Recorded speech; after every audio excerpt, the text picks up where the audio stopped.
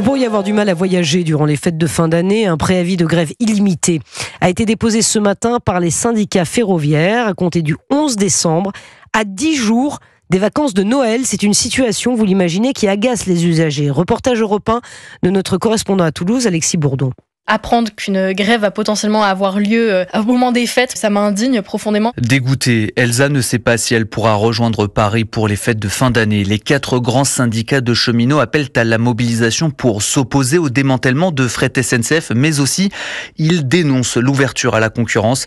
La jeune femme espère passer Noël en famille. Sur ces périodes de fin d'année, on a envie de retrouver nos proches, se dire que ce sera peut-être pas possible, ou en tout cas ce sera peut-être plus compliqué d'y aller. Moi, ça m'embête beaucoup. C'est là un problème qui chaque année ressort. Et c'est vrai que là, il y a un peu de colère de mon côté. Dans son appartement étudiant toulousain, à l'aide de son ordinateur, Elsa a commencé à chercher des moyens de transport alternatifs pour rentrer. Mais là encore, cela risque de ne pas être une partie de plaisir. Pour des raisons écologiques, je ne souhaite pas prendre l'avion.